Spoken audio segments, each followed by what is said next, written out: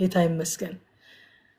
ምዕራፍ 22 እንግዲህ ትንቢተ ሕዝቅኤል ምዕራፍ 22 የኢየሩሳሌምን ኃጢአት ነው የሚናገረው። ከቁጥር 1 እስከ 16 ድረስ ደም የሞላባት ከተማ ይላታል ኢየሩሳሌምን። እግዚአብሔር ኢየሩሳሌምን ያችን የተቀደሰችውን ከተማ ያችን የክብሩን ቤት የደም ከተማ ብሎ ይጠራታል እዚህ ቦታ ላይ ማለት ነው። ለምን ከተባለ በውስጧ ጥቃት አለ፣ በውስጧ ግፍ አለ፣ ጣዖት አምልኮ አለ፣ ዝሙት አለ፣ ርኩሰት አለ፣ መስገብገብ አለ፣ ጭቆና አለ። እነዚህ ሁሉ ነገሮች በውስጧ ሞልተውባት ስለነበረ የደም ከተማ ናት። ምንም እንኳን ከዚህ ቀደም የእግዚአብሔር ክብር መገኛ የክብሬ ቤት ተብላ የተጠራች ብትሆንም አሁን ግን በሚያሳዝን ሁኔታ ደም የሞላባት ከተማ ብሎ ይጠራታል። አያችሁ ወዳጆቼ፣ ሀገርን ቅድስት የሚያስብላት የድሮ ታሪኳ አይደለም፣ በአንድ ወቅት የተከናወነባት ነገር አይደለም። ቅድስት ሀገር የሚያስብላት ኢየሩሳሌም የክብሬ ቤት ያላት እግዚአብሔር፣ የእግሬ ማረፊያ ያላት እግዚአብሔር፣ የአምልኮ ሴንተር የነበረችው ኢየሩሳሌም የደም ከተማ ተብላ ተጠርታለች። ከረንትሊ ያለችበት ሁኔታ ነው ለአገር ስም የሚሰጣት እንጂ ከዚህ ቀደም የነበራት ታሪኳ እንዳልሆነ ከዚህ ቦታ ላይ ማየት እንችላለን። ህዝቡ ያሉበትን ሁኔታ ካያችሁ ወላጆቻቸውን ያዋርዳሉ፣ ስደተኞችን ይጨቁናሉ፣ መበለቶችን ድሃ አደጎችን ያስጨንቃሉ፣ መማለጃን ይቀበላሉ፣ ንጹህ ደምን ያፈሳሉ፣ ሴቶችን ይደፍራሉ። በጣም ከባድ ነገር ውስጥ ነው ህዝቡ፣ በጣም የተመሰቃቀለ ነገር ውስጥ ነው ያለው። ብዙ የተደረገለት የኪዳኑ ህዝብ ከአሕዛብ የከፋ አመፅ ውስጥ ገብቶ ነው ያለው ማለት ነው። ስለዚህ እግዚአብሔር ኢየሩሳሌምን የደም ከተማ፣ ደም የሞላባት ከተማ ብሎ ይጠራታል ማለት ነው። እንግዲህ ይሄ ህዝብ በአንደበቱ የኪዳን ህዝብ ነን ብሎ ይናገራል። በአንደበቱ እኛ እግዚአብሔርን ነው የምናመልከው ይላል። እኛ አንድ አምላክ ነው ያለን ይላል። በአንደበቱ ከተማችን ቅድስት ናት ይላል። ግን ህይወታቸው ፈጽሞ ከዛ የራቀ ስለነበረ እግዚአብሔር ደግሞ በአንደበታቸው ቃል ሳይሆን በህይወታቸው ነው የሚጠራቸው። ስለዚህ የደም ከተማ ናት፣ ደም የሞላባት ከተማ ናት ብሎ ከቁጥር 1 እስከ 16 ድረስ በኢየሩሳሌም ውስጥ ያለውን ርኩሰት ሲገልጥና ሲያሳይ እንመለከታለን። ህይወት ነው ወዳጆቼ፣ አምልኮ ንግግር አይደለም። ብዙ ጊዜ ተናግሬያለሁ ይሄንን ነገር። አመልከዋለሁ የምንለውን ነገር አይደለም የምናመልከው። ወርሺፕ የሚለውን ቃል እንደው ዝም ብሎ ኦክስፎርድ እንትን ላይ ይሄ የኦክስፎርድ ዲክሽነሪ ላይ ገብታችሁ ብታዩት the thing that you love the most, the thing that you admire the most፣ በጣም አድማየር የምታደርጉት በጣም የምትወዱት ነገር የምታመልኩት ነገር እሱ ነው። አመልከዋለሁ የምትሉት ነገር ሳይሆን እንደው የዓለም ኦክስፎርድ ዲክሽነሪ እንኳን ኢንተርፕሬት የሚያደርገው የሚተረጉመው ወርሺፕን በምንድን ነው? አንድን ነገር ከሁሉ አስበልጣችሁ ስትወዱትና ከሁሉ አስበልጣችሁ ስታደንቁት የምታመልኩት ነገር ያ ነው። የእስራኤል ሕዝብ እዚህ ቦታ ላይ እግዚአብሔርን የሚያመልክ እንደሆነ ይናገራል። ሀገራቸው ቅድስት እንደሆነች ይናገራሉ። ግን ልባቸው ግን ሌላ ቦታ ነው ያለው። የሚኖሩት ህይወት ግን ከዛ ጋር የተለያየ ነው። ስለዚህ አምልኮ ከምናወራው ይልቅ የምንኖረው ነው ማለት እንችላለን። ያዕቆብ እንደዚህ ያለ በያዕቆብ ምዕራፍ 1 ቁጥር 27 ላይ ንጹህ የሆነ ነውርም የሌለበት አምልኮ እኔ ልንገራችሁ አለ፣ በእግዚአብሔር አብ ዘንድ ይሄ ነው ልንገራችሁ፣ ወላጆች የሌላቸውን ልጆች ባልቴቶችንም በመከራቸው መጠየቅ፣ በዓለምም ከሚገኝ እድፍ ሰውነትን መጠበቅ ነው አለ። እዚህ ቦታ ላይ እስራኤላውያን እያደረጉ ያሉት ነገር ያዕቆብ ከተናገረው ዳይሬክት ኦፖዚት ነው። ወላጆች የሌሏቸው ልጆች ማለት ቅድም ድሃ አደጎች ያልኳቸው መጽሐፍ ቅዱስ ድሃ አደጎች የሚላቸው ማለት ናቸው። እነሱን እየጨቆኑ ነው፣ እያስጨነቁ ነው። መበለቶች ያላቸውን እነሱን እየጨቆኑ ነው፣ እያስጨነቁ ነው። ስደተኞችን እግዚአብሔር አደራ ብሏል። አንተ ደግሞ በግብፅ ምድር ስደተኛ እንደነበርክ እንዳትረሳ። ስለዚህ ለስደተኞች ምህረት አድርግላቸው። ስደተኛ ሆነ ሳለ እዛ ያደረግኩልህን ምህረት ለእኔ አይደለም የምትከፍለኝ፣ በእነሱ በኩል ነው የምትከፍለኝ። ስደተኛ ስታገኝ ራይት የሆነ ትሪትመንት ለዛ ስደተኛ ስትሰጠው፣ በትክክለኛ መንገድ አፕሮች ስታደርግ ያኔ በስደት ምድር ሳለ ያበደርኩህን መልካምነት በዛ መንገድ ነው የምትከፍለኝ ብሎ እግዚአብሔር ስደተኞችን እንዳይጨቁኑ እንዳይበድሉ አደራ ብሏቸዋል። ባሮቻቸውን አገልጋዮቻቸውን እንዳይጨቁኑ እንዳይበድሉ እግዚአብሔር አደራ ብሏቸዋል። አንተም ደግሞ በግብፅ ምድር ባሪያ እንደነበርክ አስብ። ያኔ በባርነት አገር ሳለ ያደረግኩልህን ምህረት የምትከፍለኝ ዛሬ አገልጋዮችና ባሪያዎች አድርገህ የምትገዛቸው ሰዎች ላይ በምታደርገው ነገር ነው፣ ለነሱ በምታደርገው መልካምነት ነው ብሎ እግዚአብሔር በጣም አደራ ብሏቸው ነበረ። ግን ድሃ አደጎችን ያስጨንቃሉ፣ መበለቶችን ይጨቁናሉ፣ ስደተኞችን ያስጨንቃሉ። ባሮቻቸውና አገልጋዮቻቸውን ይጎዳሉ፣ ይበዘብዛሉ። አታድርጉ የተባሉትን ነገር ሁሉ ያደርጋሉ። ያዕቆብ ከተናገረው ነገር ዳይሬክት ኦፖዚት እያደረጉ እግዚአብሔርን እናመልካለን፣ ከተማችን ቅድስት ናት ብለው ይመካሉ ማለት ነው። እግዚአብሔር ደግሞ አይደለም፣ እናንተ እንደምትሉት አይደለም፣ እኔ የምፈርዳችሁ እንደ ልባችሁ ሐሳብና እንደ ሕይወታችሁ፣ እንደ ፕራክቲሳችሁ፣ እንደ ድርጊታችሁ ነው። ስለዚህ በድርጊታችሁ መሰረት የምትኖሩበት ከተማ ይሄ የክብሬ ቤት ብየው የነበረው ከተማ ከእናንተ የተነሳ ደም የሞላበት ከተማ ተብሏል አላቸው። የከተማይቱን ስም ያስቀየረው የእስራኤላውያን ሕይወትና የልባቸው ሁኔታ ነው ማለት ነው። እግዚአብሔር ከሌሎች ጋር ያለን ግንኙነት፣ ከሌሎች ጋር ያለን ሪሌሽንሽፕ፣ በተለይም ደግሞ ለጥቃት ከተጋለጡ ሰዎች ጋር ያለንን ግንኙነት ያያል ወዳጆቼ፣ ቫሊዩ ያደርጋል በጣም። ለጥቃት የተጋለጡ ማለት ደካሞች፣ አቅመ ደካሞች፣ ምናልባትም በአንዳንድ አካባቢ ሴቶች፣ ህፃናት፣ በእድሜ የገፉ ሰዎች፣ በተለያየ ሁኔታ ዲስአድቫንቴጅድ የሆኑ ሰዎች፣ ከነዚህ ሰዎች ጋር ያለን ሪሌሽንሽፕ ከአምልኮ ጋር በጣም የተሳሰረ ነው። አምልኮ ማለት በዋናነት ንጹህ ነውር የሌለበት እግዚአብሔር አብ የሚቀበለው አምልኮ ማለት እነዚህን ሰዎች እግዚአብሔር እንደሚወደው ትሪት ማድረግ፣ ከነዚህ ሰዎች ጋር ያለን ግንኙነት እግዚአብሔር ባዘዘውና በተናገረው መልኩ እንዲሆን ማድረግ እውነተኛ አምልኮ፣ ነውር የሌለበት እግዚአብሔር አብ የሚያሸተው ደስ የሚሰኝበት አምልኮ ነው ይለናል መጽሐፍ ቅዱስ። እነዚህ ሰዎች በአንደበታቸው እግዚአብሔርን እናመልካለን ይላሉ፣ ግን እነዚህን ለጥቃት የተጋለጡ ሰዎችን ደግሞ በጣም ይጎዳሉ፣ በጣም ይበድላሉ፣ ይጨቁናሉ፣ ያስጨንቃሉ። አትበድሏቸው አለ እነዚህን ሰዎች እግዚአብሔር፣ ምክንያቱም ከጮሁ ወደ እኔ ካለቀሱ ፈጽሜ እሰማቸዋለሁ ብሏል እግዚአብሔር። ድሃ አደጉን አትጨቁኑት፣ እንዳታስለቅሱት። ካስለቀሳችሁት፣ ከጨቆናችሁትና ወደ እኔ ከጮኸ ካለቀሰ እንባውን እመለከታለሁ፣ ጩኸቱን ፈጽሜ እሰማዋለሁ፣ ከዛ ሪስፖንድ አደርጋለሁኝ ብሎ እግዚአብሔር ተናግሯል። እነዚህ ሰዎች ደግሞ የዚህን ዳይሬክት ኦፖዚት ነበረ እያደረጉ ያሉት ማለት ነው። ቁጥር 12 ላይ በመካከልሽ ያሉ ሰዎች ደም ለማፍሰስ ጉቦ ይቀበላሉ፣ አንቺም አራጣና ከፍተኛ ወለድ በመውሰድ ከባልንጀራሽ የማይገባ ትርፍ ዘረፍሽ፣ እኔንም ረስተሻል ይላል ጌታ እግዚአብሔር። አያችሁ ወዳጆቼ፣ እግዚአብሔር የማይከበርበት ህይወት እግዚአብሔርን የረሳ ህይወት ነው። አረሳውም እኮ ጌታ እግዚአብሔር ብትይኝ አልቀበልሽም፣ ምክንያቱም ህይወትሽ እኔን እንደረሳሽኝ ነው የሚያሳየው።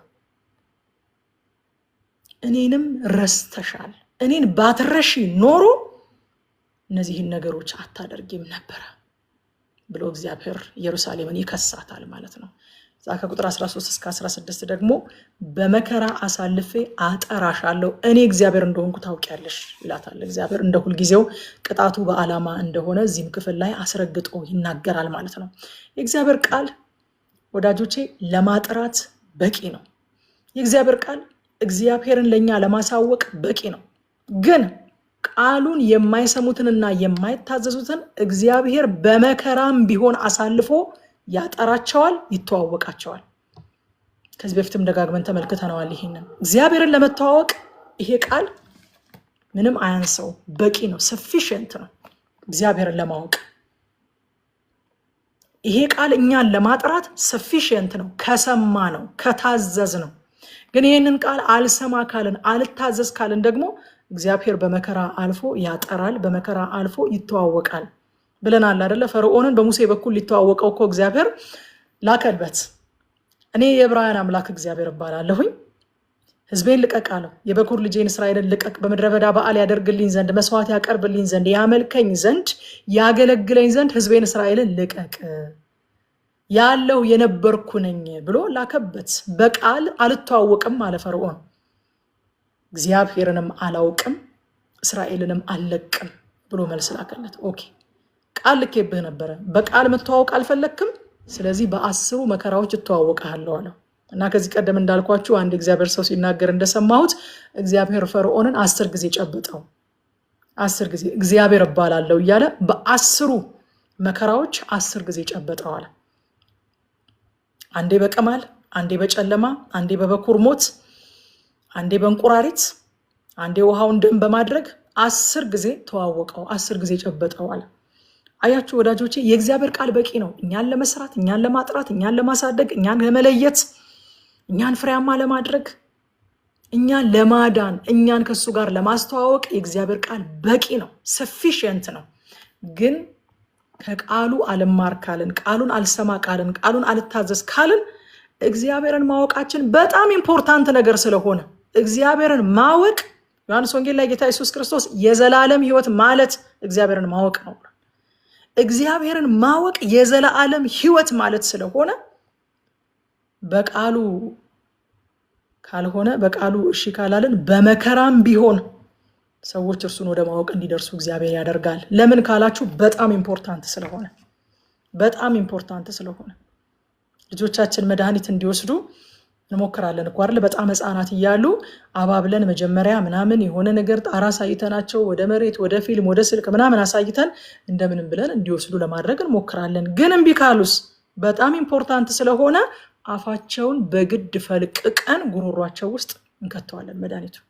እግዚአብሔርን ማወቅ በጣም ኢምፖርታንት ስለሆነ እግዚአብሔር በቃሉ ሊተዋወቀን ይመጣል። በቃሉ አላውቅ ካልነው ግን በመከራም ቢሆን እንድናውቀው ያደርጋል። ምክንያቱም እሱን ማወቃችን ወርዝ የሚያደርግ ነገር ስለሆነ ቢያለቅሱም ወርዝ ያደርጋል ብለን አይደለ? እያሳዘኑን አስለቅሰናቸው ቋቅ እያላቸው ተይኝ እያሉ አንዳንድ ልጆችማ እንዴት እንደሚያሳዝኑ ተይኝ ተይኝ ማሚ እያሉ እያለቀሱ በቃ ከነሱ እኩል አንጀታችን እየተንሰፈሰፈ በግድ አፋቸውን ፈልቅቀን መድኃኒቱን እናስገባባቸዋለን።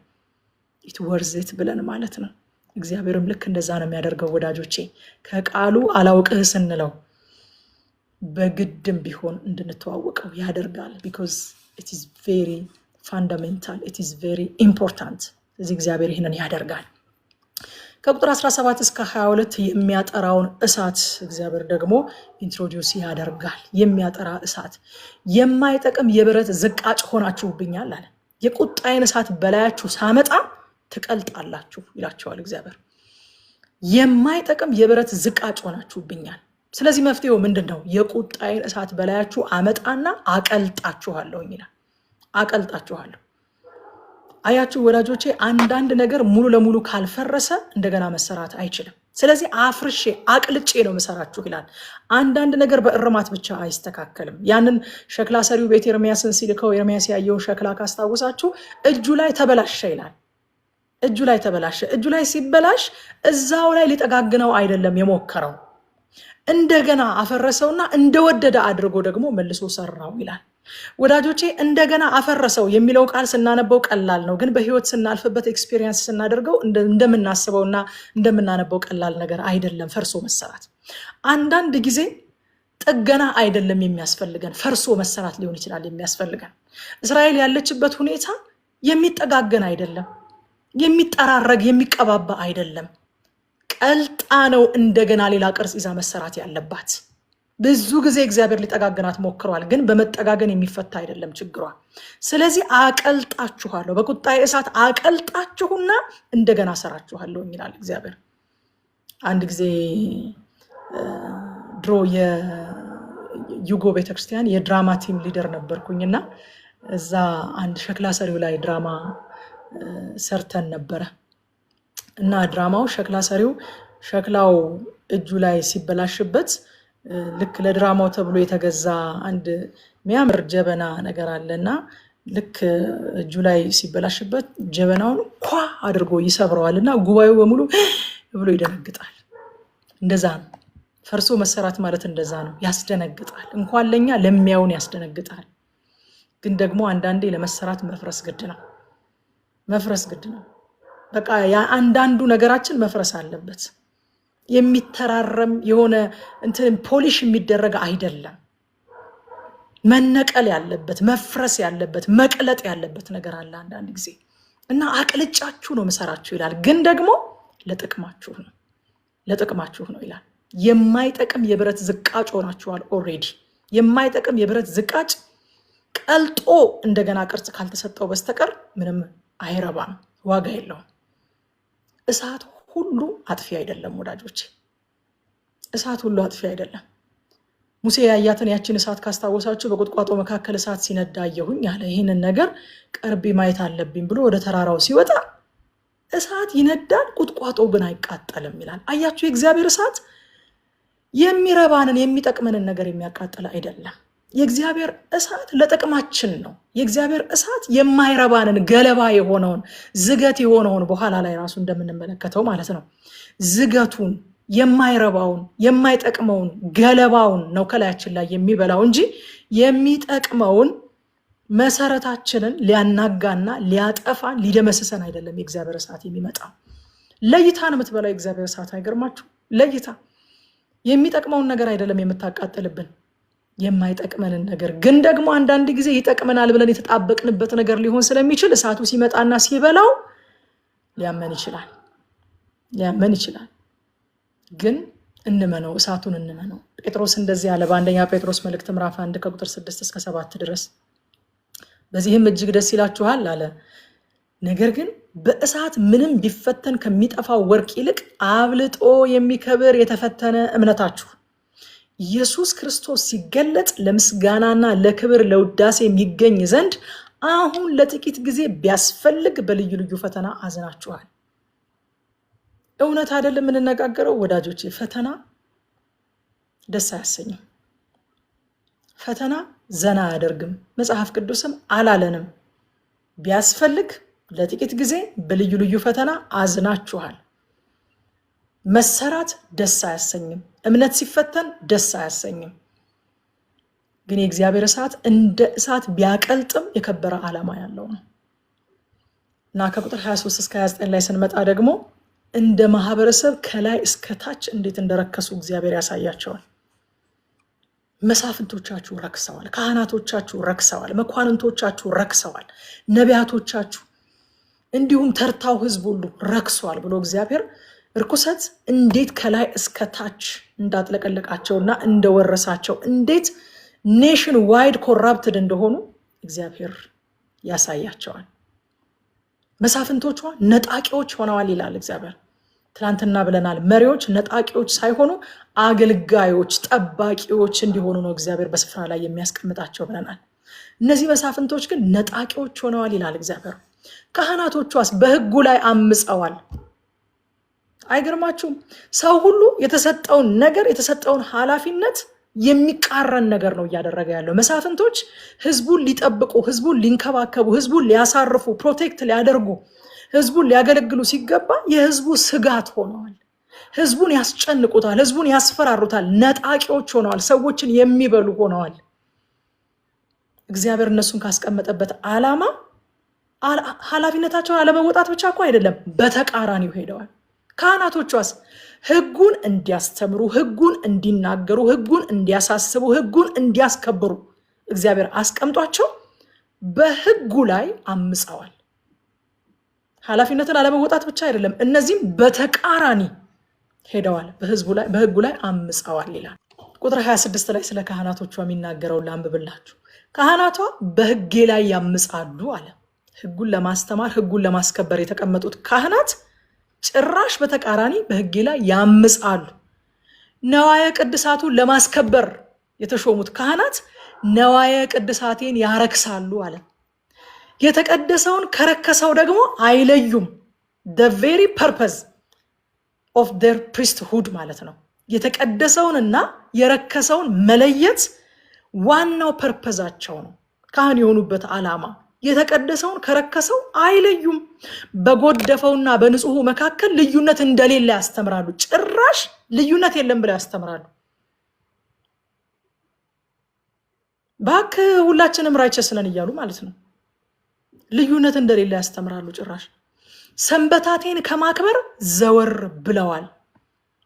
በዚህም በመካከላቸው ተንቅ ያለው አለ because of them የእግዚአብሔርን ስም ለማስከበር የተመረጡትና የተሾሙት ካህናት በእነሱ ምክንያት እንደውም ተንቅ ያለው በመካከላቸው ይላል እግዚአብሔር።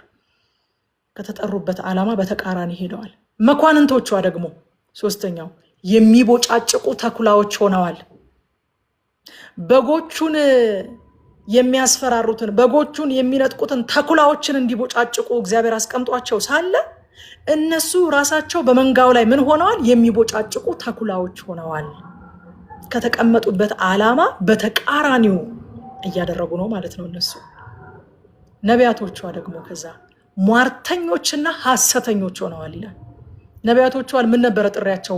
ሟርትን ማፍረስ፣ ሟርተኞችን ማሳፈር፣ ሟርተኞችን መገልበጥ፣ ሐሰትን መግለጥ፣ እውነትን መናገር ነብይ የእግዚአብሔር ሳይድ ነው። በነገራችን ላይ ነብይ የህዝብ ሳይድም አይደለም። ነብይ እግዚአብሔርን ወክሎ ወደ ህዝብ የሚናገር ነው። ካህን ነው ህዝብን ወክሎ ለእግዚአብሔር የሚናገረው።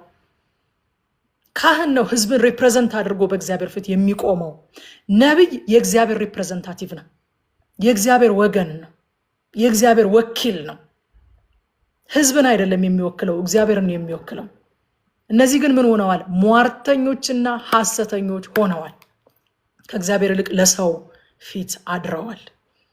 ቁጥር 28 ስለ ነቢያቶቿ ሲናገር ነቢያቶቿ ይላል በሐሰት ራእይና በውሸት ሟርት ይህን ሁሉ ድርጊት ያድበሰብሱላቸዋል።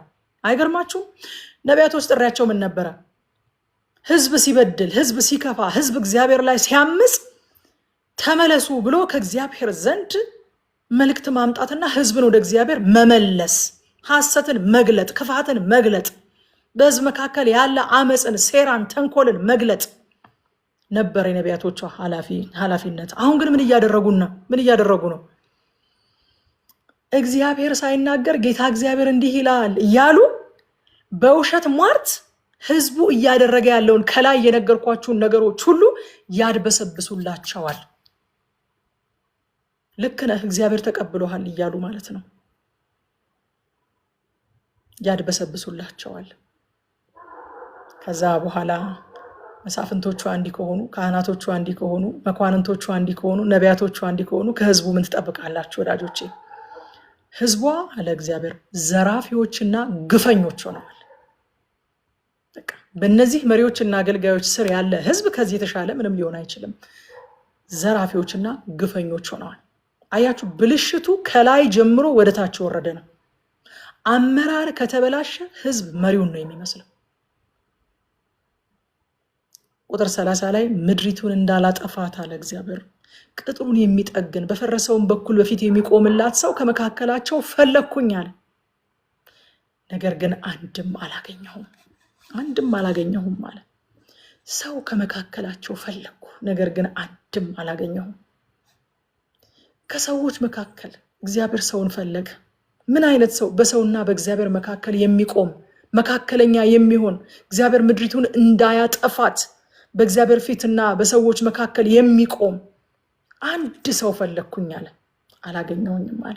አልተገኘም። አንድ መካከለኛ ተፈለገ፣ አልተገኘም። እግዚአብሔር የተመሰገነ ይሁን። አሁን ግን ተገኝቷል። አንደኛ ጢሞቴዎስ ምዕራፍ 2 ቁጥር 5 ላይ እንደዚህ ይላል፣ አንድ እግዚአብሔር አለና ያ በእግዚአብሔርና በሰው መካከል እንዲቆም ተፈልጎ የታጣው አሁን ግን መጣ። አንድ እግዚአብሔር አለና በእግዚአብሔርና በሰው መካከል ያለው መካከለኛ ደግሞ አንድ አለ፣ እርሱም ሰው የሆነው ኢየሱስ ክርስቶስ ነው። ሃሌሉያ! ስሙ የተባረከ ይሁን፣ ለዘለዓለም ስሙ የተመሰገነ ይሁን። መካከለኛችን እግዚአብሔር ፈልጌ አጣሁኛል፣ ምድሪቱን እንዳላጠፋት ቅጥሩን የሚጠግን በፈረሰው በኩል በፊቴ የሚቆምላት አንድ ሰው ከመካከላቸው ፈለግኩ፣ ግን አንድም አላገኘውኝም አለ። አሁን ግን በሰውና በእግዚአብሔር መካከል የሚቆም አንድ ተገኘ፣ ሰው የሆነው ኢየሱስ ክርስቶስ ነው። ወዳጆቼ፣ መካከለኛነት የወደደና የፈቀደ ሁሉ የሚያደርገው አይደለም። መካከለኛነት ሁለቱንም ወገን መሆን ይጠይቃል። መካከለኛነት አምላክ መሆን ይጠይቃል፣ ሰው መሆን ይጠይቃል። የመካከለኛነትን ኳሊፊኬሽን የሚያሟላ የእግዚአብሔር ልጅ ኢየሱስ ክርስቶስ ብቻ ነው። ምክንያቱም እንደ እግዚአብሔር ነው፣ እንደ ሰው ደግሞ ሰው ነው። እኛንም ይረዳል፣ እግዚአብሔርነትንም ያውቃል። አምላክነት እግዚአብሔርነት የሚጠይቀውን ቅድስና ያውቃል። ሰውነት ያለበትን ድካም፣ ያለበትን መከራ፣ ያለበትን ችግር ያውቃል። ሁለቱንም ኤክስፒሪየንስ ያደረገ፣ ሁለቱንም ማንነት የያዘ፣ በሁለታችን መካከል መቆም የሚችል ብቸኛ፣ በኔቸሩ፣ በኤክስፒሪየንሱ፣ በማንነቱ በሰውና በእግዚአብሔር መካከል መቆም የሚችል ብቸኛ የእግዚአብሔር ልጅ ኢየሱስ ክርስቶስ ነው። አንድ እግዚአብሔር አለ፣ በእግዚአብሔርና በሰው መካከል መካከለኛው ደግሞ ስንት አለ? አንድ አለ። አምላክም ሰውም የሆነ አንድ አለ፣ እርሱም ሰው የሆነው ሃሌሉያ! ሰው መሆኑ እኮ ነው ኳሊፋይ ያደረገው። ኳሊፋይድ ያደረገው ሰው መሆኑ ነው። ሰው የሆነው ኢየሱስ ክርስቶስ ነው። ከዚህ ቀደምማ ተፈልጎ ታጣ። ሕዝቅኤል እኮ ነበረ መልካም የእግዚአብሔር ባሪያ፣ እግዚአብሔርን የሚታዘዝ እግዚአብሔርን የሚሰማ ከአመፅ ጋር አንድም ቀን ያልተባበረ ኤርሚያስ እኮ ነበረ። ግን በእኔና በህዝቡ መካከል መቆም የሚችል ግን ፈለግኩኝ አላገኘውኝም አለ። ምክንያቱም ሰው ናቸው እንጂ አምላክ አይደሉም። ይሄ መካከለኛ ግን አምላክም ነው ሰውም ነው። ስለዚህ በእኛና በእግዚአብሔር መካከል ለመቆም he is qualified። እሱ ብቻ ነው የሚያሟላው መመዘኛውን በእኛና በእግዚአብሔር መካከል ለመቆም። ዕብራውያን ምዕራፍ 7 ቁጥር 25 ላይ ስለ እነርሱም ሊያማልድ ዘወትር በሕይወት ይኖራልና ስለዚህ ደግሞ በእርሱ ወደ እግዚአብሔር የሚመጡትን ፈጽሞ ሊያድናቸው ይችላል ማለት ይሄ ፖሲቢሊቲን አይደለም፣ ይችላል የሚለው ቃል እዚህ ጋር የሚያሳየው he is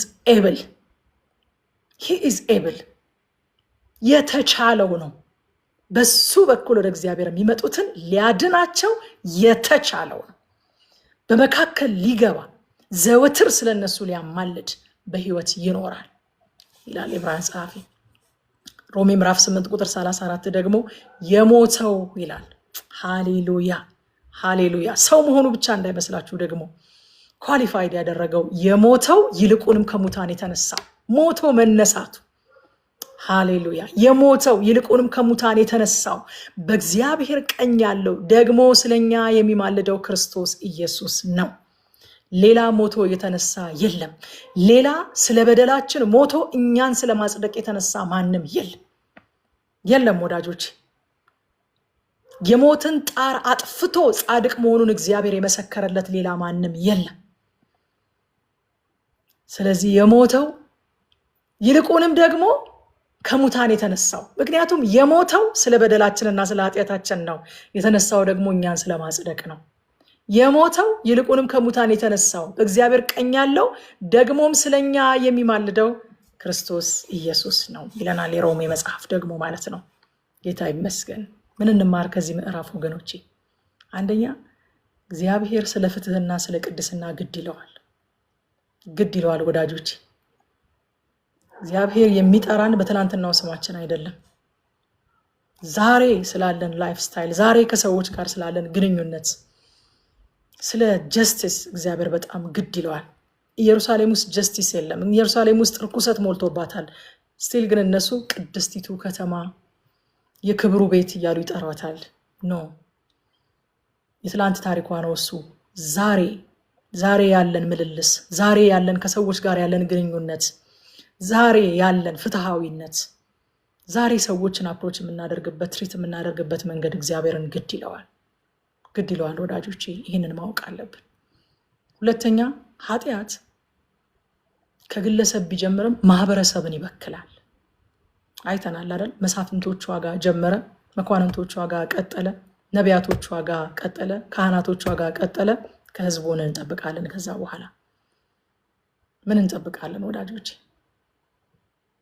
አንዳንድ ጊዜ ያልተበላሸበት ያልተቀደደበት ቦታ ላይ ለመጠገን ስንሞክር ዝም ብለን ኢነርጂ እናባክናለን። ዝም ብለን ጊዜ እናቃጥላለን። የችግሩ ምንጭ ግን ከላይ ጀምሮ እስከ ታች ድረስ ኃጢአት ማህበረሰብን የሚበክል መሆኑ ነው። ሶስተኛ መሪዎች የህዝብ ሞዴል ናቸው። ህዝብ መሪውን ነው የሚመስለው ወገኖቼ። መሪዎችን የሚመርጥ እግዚአብሔር ነው። ፈቅደን በላያችን ላይ መሪ የምናደርግ ግን እኛ ነን።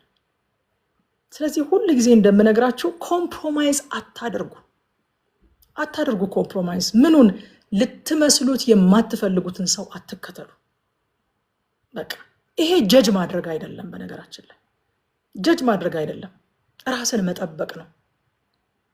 አትሳቱ ስለሚል እግዚአብሔር ቃል ማለት ነው። መሪዎች ሞዴል ናቸው። በሚታየው ብቻ ሳይሆን በማይታየው በመንፈሳዊውም ነገር ሞዴል ናቸው። ወደዳችሁም ጠላችሁም there is an impartation የሚባል ነገር አለ። የምትካፈሉት መንፈስ አለ።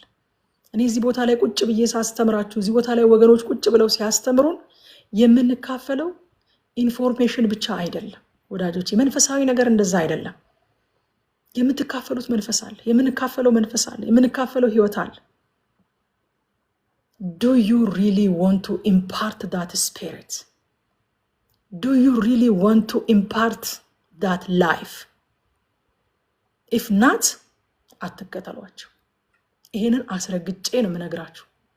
ልትመስሉት የማትፈልጉትን ሰው አትከተሉት። ወደዳችሁም ጠላችሁ sooner or later ያንን ሰው እየመሰላችሁ መሄዳችሁ የማይቀር ነገር ነው። አይደለም እየወደዳችሁት ለምን እየጠላችሁት አይሆንም። ከሱ ጋር በሰነበታችሁ ቁጥር እሱን መምሰላችሁ አይቀርም። እያጉረመረሙ የመሰሉ ሰዎችን በህይወት ያውቃሉ። እየጠሉት ያንን ሰው በየቀኑ ኮምፕሌን እያደረጉ ይሄ ሰው እኮ እንደዚህ ነው፣ ይሄ ሰው እኮ እንደዚህ ነው፣ ኧረ እንደው ከዚህ ሰው ጋር እያሉ እያየኋቸው ግን እሱን የመሰሉ ሰዎች በህይወቴ አውቃለሁ።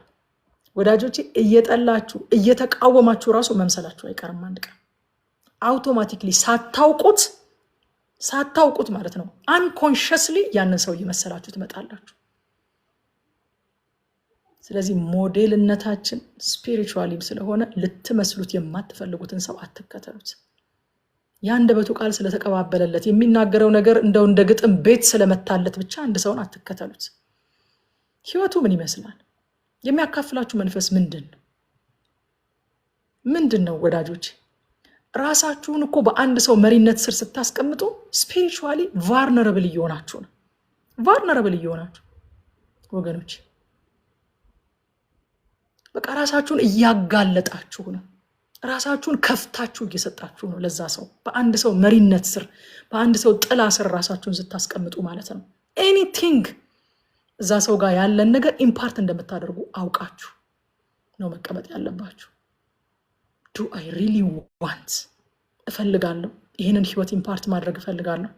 ይህንን መንፈስ ኢምፓርት ማድረግ እፈልጋለሁ መካፈል። ይህንን ቆም ብለን ልናስብ ያስፈልጋል። ህይወት አንድ ናት ወዳጆቼ። ህይወታችንን መጠበቅ ደግሞ የእያንዳንዳችን ኃላፊነት ነው። ራሳችሁን ጠብቁ ይላል የእግዚአብሔር ቃል። ለራሳችሁ ተጠንቀቁ ይላል የእግዚአብሔር ቃል። ማስተዋል ይጠብቃል፣ ጥንቃቄም ይጋርዳል ይላል የእግዚአብሔር ቃል። ይሄ ማለት ስጋዊነት አይደለም። ይሄ ማለት አመፀኝነት አይደለም። ይሄ ማለት ለእግዚአብሔር ማድላት ነው። ይሄ ማለት ህይወታችሁን መጠበቅ፣ ክቡር የሆነውን በክርስቶስ ኢየሱስ ደም የተገዛውን ህይወታችሁን መጠበቅ ነው። ስለዚህ ልትመስሉት የማትፈልጉትን ሰው ዶንት ዱ ኢት፣ አትከተሉት። የተሰጣችሁ ጊዜ በትራይ ኤንድ ኤረር የምታባክኑት አይደለም። ሁሉ ጊዜ እንደምላችሁ የተሰጠን እድሜ የተፈጠርንበትን ዓላማ ለመፈጸም ብቻ የሚበቃ ነው። ለዛ ብቻ የሚበቃ ነው የተሰጠን እድሜ። ስለዚህ ቆም ብሎ ማየት ያስፈልጋል ማለት ነው።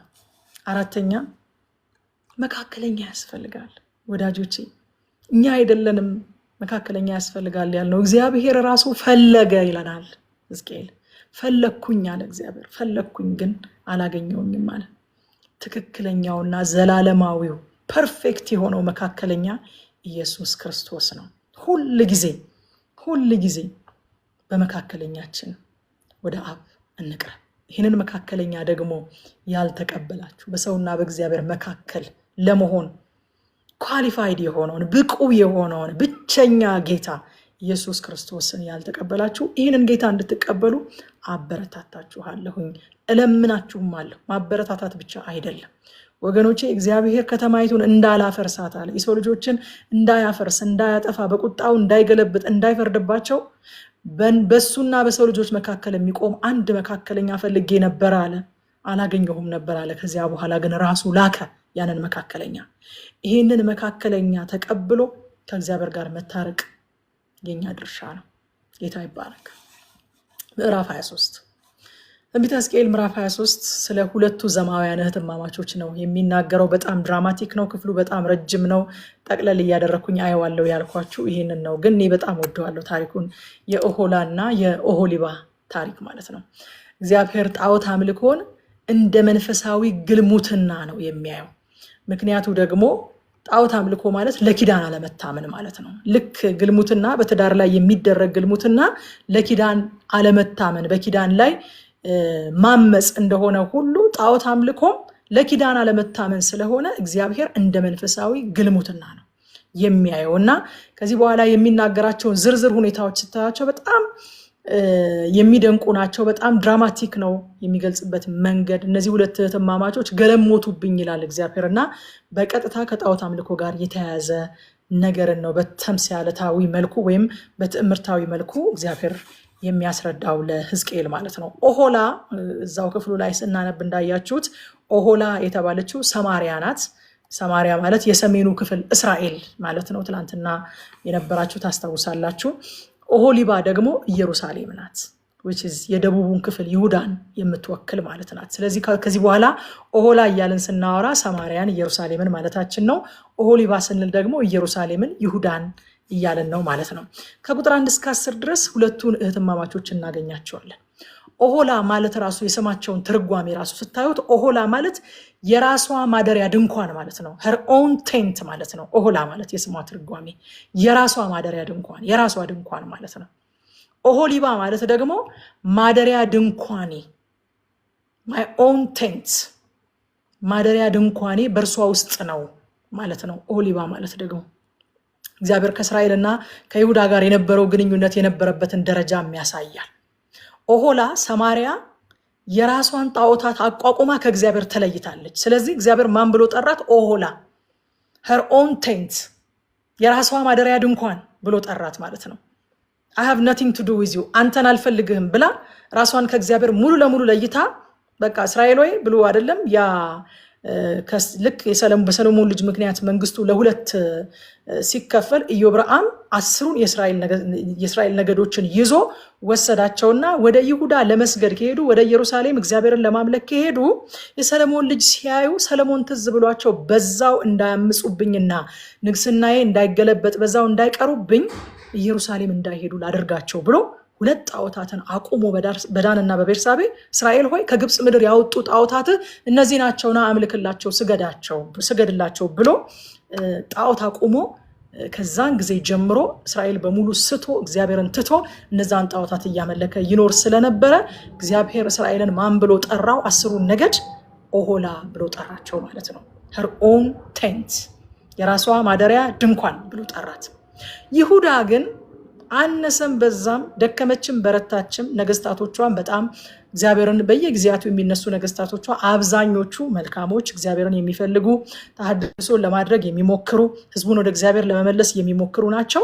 ህዝቡም ኦፊሻሊ ሙሉ ለሙሉ ከእግዚአብሔር አልተለየም። ስለዚህ እግዚአብሔር የራሴ ማደሪያ ድንኳን ብሎ ኦሆሊባ ብሎ ይሁዳን ይጠራታል ማለት ነው። ስማቸው ራሱ በዘፈቀደ የተሰጠ ነገር አይደለም። ከዓለምና ከዓለማውያን ጋር ያላግባብ መጣበቅ ከእግዚአብሔር እንደሚለይ በእነዚህ እህትማማቾች ታሪክ እናየዋለን። ኦሆላ ሰማሪያ የራሷን ጣዖታት አቁማለች፣ ከእግዚአብሔር ተለይታለች። የሌሎች አሕዛብን የአሦራውያንን ጣዖታት ተከትላ እግዚአብሔርን ሙሉ ለሙሉ ጥላ ሄዳለች። ያዕቆብ እንደዚህ ያለ በምዕራፍ 4 ቁጥር 4 ላይ አመንዝሮች ሆይ አለ ዓለምን መውደድ ለእግዚአብሔር ጥል እንዲሆን አታውቁምን? እንግዲህ የዓለም ወዳጅ ሊሆን የሚፈቅድ ሁሉ የእግዚአብሔር ጠላት ሆኗል አለ። አመንዝሮች ሆይ የሚለው እዚህ ቦታ ላይ ምንዝርናቸው የዝሙት ኃጢአት አይደለም። ወንድ ከሴት ጋር እንደሚዘሙት አይነት የዝሙት ኃጢአት እኮ አይደለም። ምንዝርናቸው ምንድነው? ከእግዚአብሔር ይልቅ ዓለምን መውደድ ነው። እና እነዚህን ከእግዚአብሔር ይልቅ ዓለምን የሚወዱትን ሰዎች፣ ዓለምን የሚያፈቅሯትን ሰዎች ምን ብሎ ይጠራቸዋል ያዕቆብ? አመንዝሮች ሆይ፣ አመንዝሮች ሆይ ይላቸዋል። ዓለምን መውደድ ለእግዚአብሔር ጥል እንዲሆን አታውቁምን? እንግዲህ የዓለም ወዳጅ ሊሆን የሚፈቅድ ሁሉ የእግዚአብሔር ጠላት ሆኗል። ምክንያቱም አምልኮ ማለት እንደው በቀጥታ እንኳን የቁም ትርጉሙ ምንድነው ብለናል ቀደም? the thing that you admire the most, the thing that you love the most፣ አብልጠን የምንወደው ነገር፣ ከሁሉ አብልጠን የምናደንቀው ነገር፣ የምናመልከው ነገር ነው። ያዕቆብ ምን እያለ ነው? እናንተ ከሁሉ አብልጣችሁ ዓለምን የምትወዱ አመንዝሮች ሆይ፣ እናንተ ከሁሉ ይልቅ ዓለምን የምታደንቁ፣ ከጌታ ይልቅ ዓለም የምታስደንቃችሁ አመንዝሮች ሆይ፣ እንደዚህ አድርጎ ዓለምን መውደድ፣ እንደዚህ አድርጎ ዓለምን ማድነቅ ከእግዚአብሔር ጋር ጥል እንደሆነ አታውቁምን? እንግዲህ የዓለም ወዳጅ ሊሆን የሚፈቅድ ሁሉ የእግዚአብሔር ጠላት ሆኗል ይላል። አንደኛ ዮሐንስ ምዕራፍ 2 ከቁጥር 15 እስከ 16 ዮሐንስም እንደዚህ ይለናል፣ ዓለምን ወይንም በዓለም ያሉትን አትውደዱ፣ የልባችሁን ዙፋን አይቆጣጠሩት። የመጀመሪያ ደረጃ ፍቅራችሁ አይሁኑ። በዓለም ያለው ሁሉ እርሱም የሥጋ ምኞትና የዓይን አምሮት፣ ስለ ገንዘብም መመካት ከዓለም ስለሆነ እንጂ ከአባት ስላልሆነ ማንም ዓለምን ቢወድ የአባት ፍቅር በእርሱ ውስጥ የለም። አያችሁ፣ የሁለቱ ፍቅር እኩል በሰው ልብ ውስጥ መቀመጥ አይችልም። የዓለም ፍቅር ሲገባ የአባት ፍቅር ይወጣል፣ የአብ ፍቅር ይወጣል።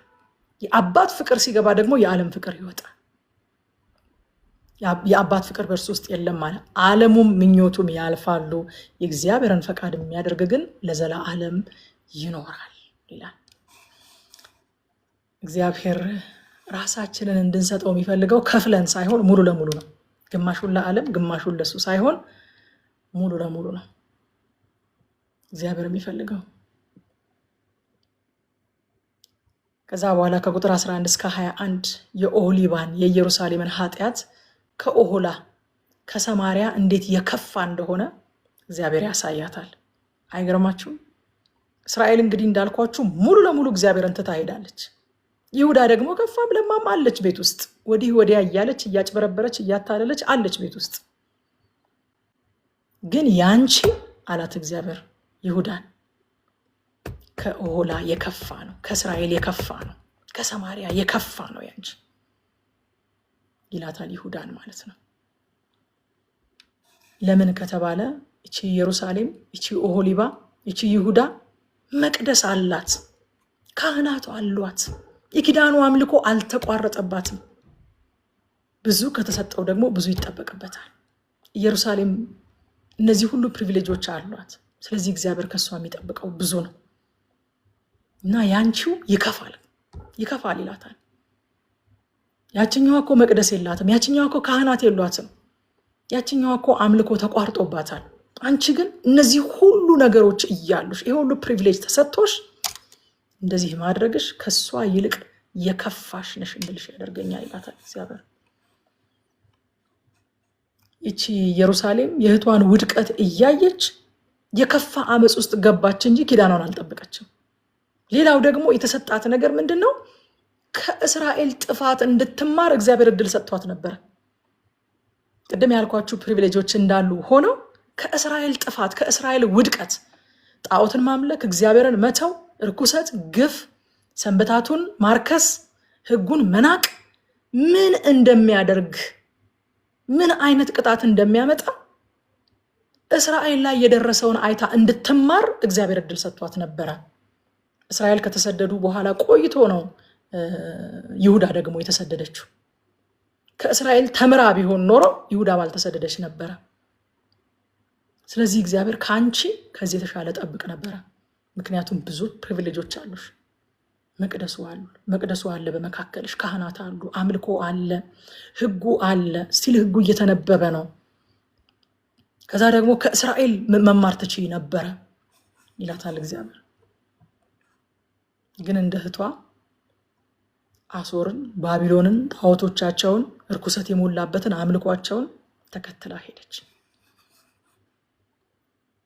ከቁጥር 22 እስከ 23 በኢየሩሳሌም በኦሆሊባ ላይ የተላለፈውን ፍርድ እናያለን።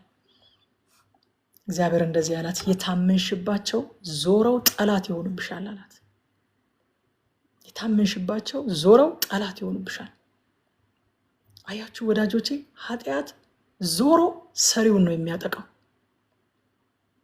ቅጥርን የሚያፈርስ በእባብ ይነደፋል፣ ጉድጓድን የሚቆፍር ይገባባታል። ኃጢአት ዞሮ መጀመሪያ የሚነድፈው የሰራውን ሰው ነው፣ ሰሪውን ነው፣ አድራጊውን ነው መጀመሪያ ዞሮ የሚያጠምደው። የታመንሽባቸው ዞረው ጠላት ይሆንብሻል አላት እግዚአብሔር። ሮሜ ምዕራፍ 6 ቁጥር 23 ላይ የኃጢአት ደሞዝ ሞት ነውና ይላል። የእግዚአብሔር የጸጋ ስጦታ ግን በክርስቶስ ኢየሱስ በጌታችን የዘላለም ሕይወት ነው። የኃጢአት ደሞዝ ሞት ነው የሚለው ሞቱ እኮ ለሰሪው ነው፣ ለሌላ ሰው እኮ አይደለም። ኃጢአት ሰሪውን ይገድላል። ባጭር ቃል ቀለል ባለ ትርጉም የኃጢአት ደሞዝ ሞት ነው ማለት ምን ማለት ነው ካላችሁ ኃጢአት ሰሪውን ይገድላል ማለት ነው። ግን እግዚአብሔር እንደዛ ብሎ አልተወንም።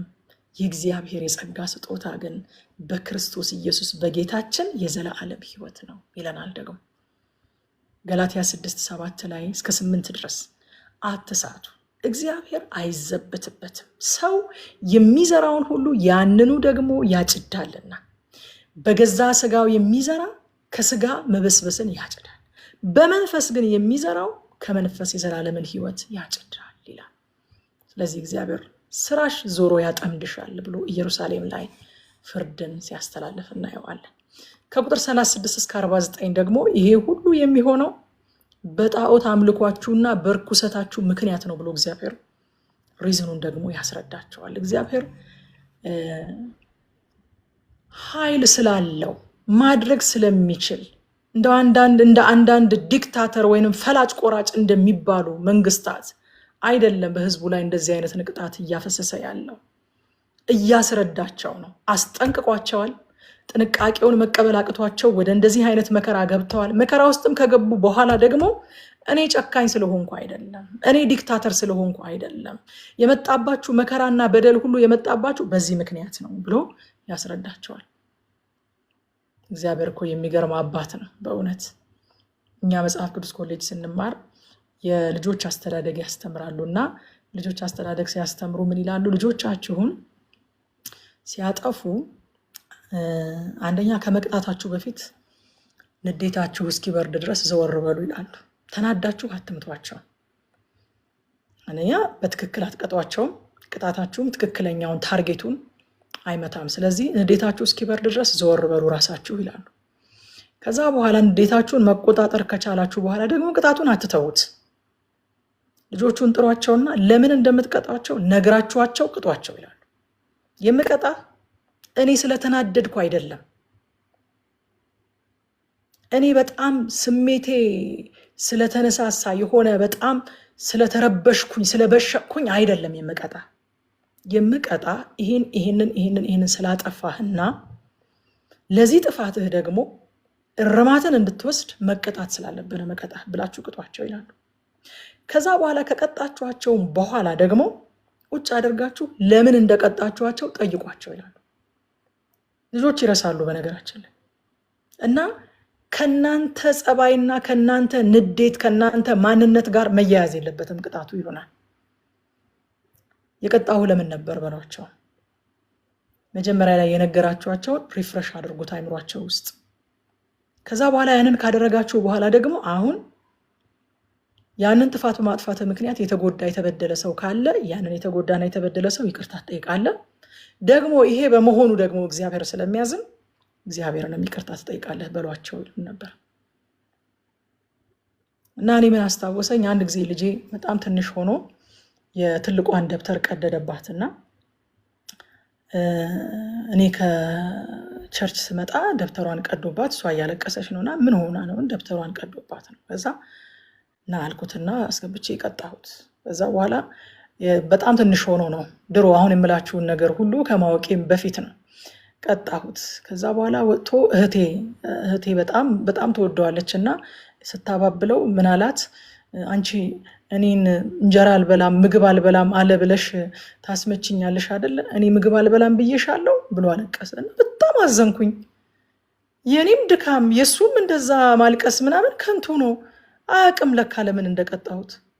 ምግብ አልበላም እኔ ብዬሻለሁ፣ ምግብ አልበላም አለ ብለሽ ነው አይደል ያስገረፍሽ አላት። አይገርማችሁም? ለምን እንደቀጣሁት አያስታውስም ለካ። ከንቱ ነው በቃ። እኔም እኮ ደስ እያለኝ አይደለም የቀጣሁት፣ ከንቱ ነው። እና ይሄንን ሲያስተምሩን ይሄንን ነገር አስታወስኩኝ።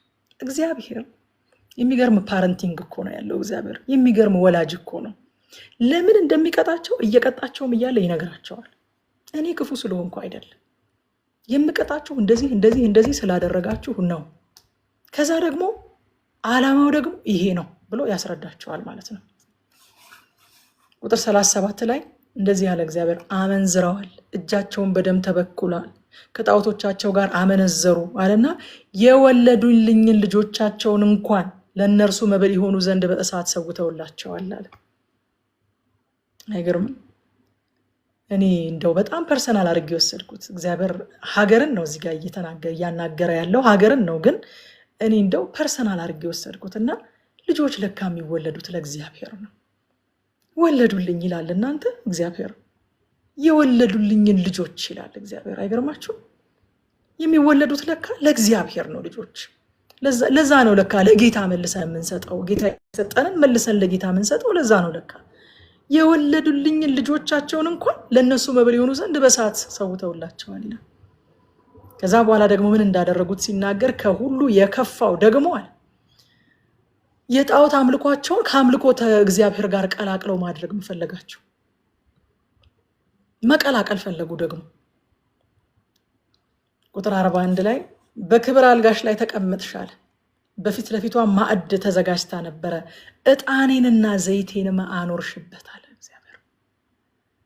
ዕጣኑና ዘይቱ የእግዚአብሔር ነው እንጂ የራሳቸው አይደለም። ለካ እግዚአብሔር በሰጠን በየትኛውም ነገር ሊመለክና ሊከበር የሚገባው እግዚአብሔር ብቻ ነው። ለካ ዕጣኔንና ዘይቴን አለ እግዚአብሔር።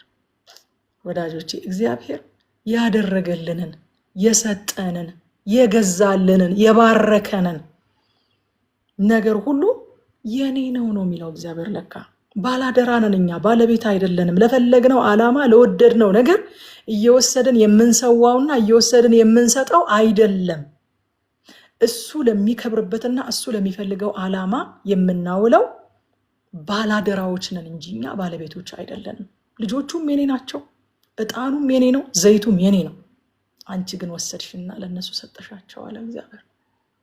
ስንቶቻችንን እግዚአብሔር በሰጠን ነገር ዓለም የምትከብርበት፣ ዓለም ዓላማዋን የምታስፈጽምበት?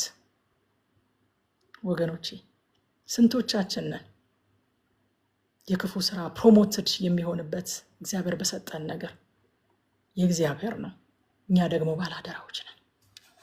እዛ ቁጥር 44 ላይ ወደ ጋለሞታ እንደሚገቡ አለ እግዚአብሔር። በጣም እኔ በቃ እዚህ ጋር እንዴት ልቤ እንደተነካ ልነግራችሁ አልችልም። እነዛ የሚመጡት ከሩቅ ሀገር የሚመጡት ሰዎች አለ ወደ ጋለሞታ እንደሚገቡ ወደ እርሷ ገቡ አለ። እንዲሁ ይሰስኑ ዘንድ ወደ ኦሆላና ወደ ኦሆሊባ ገቡ አለ። እስራኤልና ይሁዳ ኦሆላና ኦሆሊባ እንደ ሌሎች ህዝቦች ጋለሞቶች አይደሉም፣ ባል አልባ አይደሉም። ባል አላቸው፣ ባለባል ናቸው። ባላቸው እግዚአብሔር ነው። አሁን ግን እንደ ጋለሞታ ወደ ጋለሞታ እንደሚገቡ ወደ እነሱ ገቡ። ይሰስኑ ዘንድ ወደ ኦሆላና ወደ ኦሆሊባ ገቡ አለ እግዚአብሔር። እነዚህ ባለባሎች፣ እነዚህ እግዚአብሔር ባላቸው የሆነ ሀገሮች እንደ ጋለሞታ ሆኑ፣ እንደ ጋለሞታ ሆኑ። ሌሎች ሴቶች አለ እግዚአብሔር ቁጥር 48 ላይ ሴቶችም ሁሉ አለ። እንዴት ሾኪንግ እንደሆነ ቁጥር 48 ሴቶችም ሁሉ እንደ ሴሰኝነታችሁ እንዳይሰሩ ይማሩ ዘንድ ሴሰኝነትን ከምድር ላይ አጠፋለሁ ያለ እግዚአብሔር። ዋው! ሌሎች ሴቶች ማለት በዙሪያቸው ያሉ ሌሎች ሀገሮች ማለት ናቸው። እነዚህ ሌሎች ሀገሮች ከናንተ ሴሰኝነትን እንዳይማሩ አለ እግዚአብሔር። እንዴት የሚያስደነግጥ ነገር ነው! እግዚአብሔር እስራኤልን በአሕዛብ መካከል ሲያስቀምጣት መልካም ምሳሌ እንድትሆን እሱን እንድታሳይ ነበረ። አሁን ግን በተቃራኒው ከአሕዛብ ይልቅ የከፋ መንገድ ውስጥ ስለሆነ ያላችሁት እናንተ አለ እግዚአብሔር፣ ሴሰኝነትን ለሌሎች እንዳታስተምሩ፣ በዙሪያችሁ ያሉት ሀገሮች ከእናንተ ሴሰኝነትን እንዳይማሩ ከውስጣችሁ ሴሰኝነትን አስወግዳለሁኝ አለ እግዚአብሔር። አይገርምም? ዋው! በጣም የሚያስደነግጥ ነገር ነው። ምሳሌ ሊሆን የተጠራ ልጄን ያበላሽብኛል ሲባል ድሮ ታስታውሳላችሁ፣ ወደኛ አካባቢ ወደ ደቡብ ወላጆች እንኳን ክርስትናን የመቀበል ጌታን የመቀበል ሀሳብ ባይኖራቸው ልጆቻቸው ጌታን ሲቀበሉ ተገላገልሽ ያንቺስ ልጅ ተረፈልሽ ይባባሉ ነበር። እኔ በጣም አስታውሳለሁ። ተረፈልሽ ያንቺ ልጅ ተረፈልሽ፣ ተገላገልሽ ይባባሉ ነበር። ምክንያቱም ምሳሌነታችን፣ ምክንያቱም ህይወታችን ወደኛ የመጣውን ሰው ኢምፓክት የምናደርግበት መንገድ የታወቀ ስለነበረ ተገላገልሽ፣ በቃ አረፍሽ። እሷማ አረፈች። እነዛ ጴንጤዎች ጋር ሄደላት እኮ ልጇ ሲባባሉ በጣም አስታውሳለሁ። እኔ የእናቴ ጓደኞች ለዚህ ፐርፐዝ ነበረ እግዚአብሔር እስራኤልን በአሕዛብ መካከል ያስቀመጣት፣ እንዲመኙ በቃ ልጆቻቸው ወደዛ እንዲሄዱ እንዲመኙ። እኔ ወደ ጌታ እንደመጣሁኝ እናቴ አዲስ አበባ የቤት መታ ነግሬያቸዋለሁ። አንድ ቀን እስከ ሌሊቱ 9 ሰዓት ድረስ አላስተኛ ብያት በቃ የተማርኩት እኔ የሰማሁትን ነገር እየመሰከርኩላት እየነገርኳት፣ እናቴ ደግሞ በጣም አዳማጭ ናት። በቃ ሰማችኝ እና እዛ በቃ መጨረሻ ላይ የቀለደችብኝን ነግሬያቸዋለሁ። እኔ የምልሽ እንደው አይተኛም የሰው ሀገር ሰው አለችኝ። መጨረሻ ላይ እስከ 9 ሰዓት ድረስ አወርተን ማለት ነው። እና መጨረሻ ላይ ምን አለችኝ?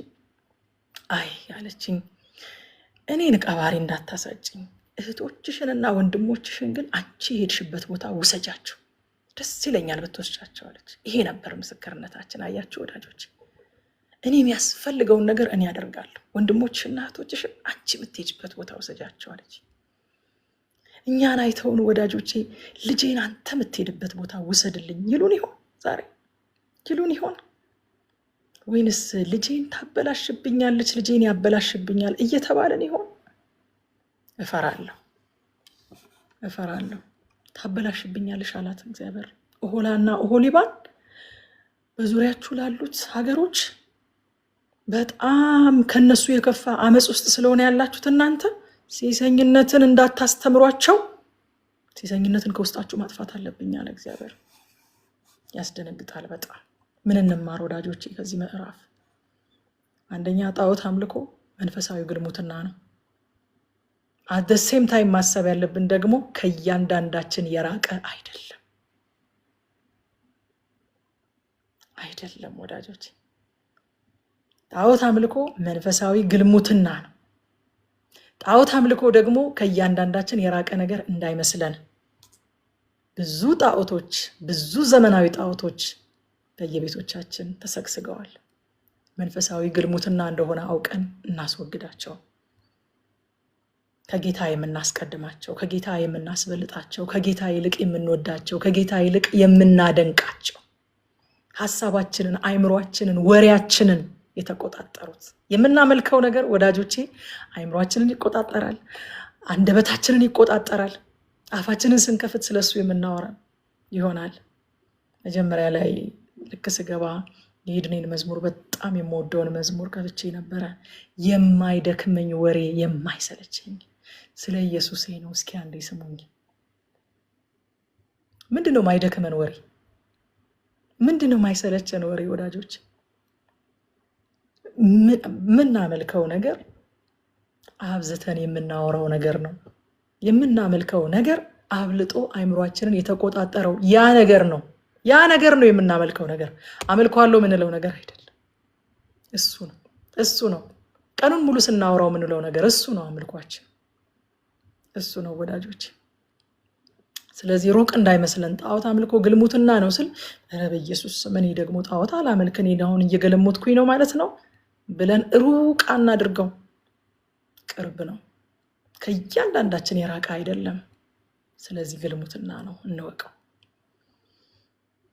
ሁለተኛ ከዚህ ምዕራፍ የምንማረው መንፈሳዊ ማመቻመች፣ የእግዚአብሔርን ማስጠንቀቂያዎች ችላ እያለን መሄድ ቀስ በቀስ እያደገ የሚሄድ ነገር ነው። ቀስ በቀስ እያደገ የሚሄድ ነገር ነው ወዳጆች። ከዚህ በፊት እንዳልኳችሁ ነው። ትላንትና ማታ በጣም በተቀጣጠለ ፍቅር ጌታን ያመልክ የነበረ በእንባና በእሳት በእግዚአብሔር ፊት እየጸለየ ጌታን ይወድ የነበረ ሰው በሚቀጥለው ቀን ማለዳ ተነስቶ እንደውም እግዚአብሔር የለም አይልም። ቀስ በቀስ ነው ማመቻመች፣ ቀስ በቀስ ነው የሚጀምረው። ማስጠንቀቂያዎችን ችላ ማለት ቀስ በቀስ ነው የሚጀምረው። ድንዛዜ ቀስ በቀስ ነው የሚጀምረው። ስለዚህ ፈጥኖ የሚከበንን ነገር ቶሎ ቶሎ እያልን ማስወገድ ያስፈልጋል ማለት ነው። በኦሖላና ኦሖሊባ ላይ የደረሰው ነገር ሳይደርስብን። ሶስተኛ ከዚህ ምዕራፍ የምንማረው እግዚአብሔር የሚፈልገው ሙሉ እኛነታችን ነው። ልባችን ለሌሎች አይከፋፈል።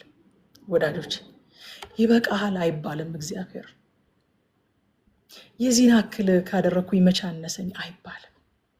ሙሉ ልባችንን ነው እግዚአብሔር የሚፈልገው። እግዚአብሔር እኮ ከሱ ጋር ያለንን ግንኙነት በትዳር ነው የመሰለው። ለትዳር አጋሮቻችን ግማሽ ማንነታችንን ነው እንደምንሰጠው። ግማሹን ከፍለን ለሌላ ሰው እንሰጣለን እንዴ? ያንንስ በኩራት እንናገራለን እንዴ? አናደርገውም፣ አንናገረውም አይደለ? ልክ እንዳልሆነ በደንብ አድርገን እናውቃለን። እግዚአብሔርም ከኛ ጋር ያለውን ግንኙነት በትዳር ነው የሚመስለው። ሙሉ ማንነታችንን ነው የሚፈልገው።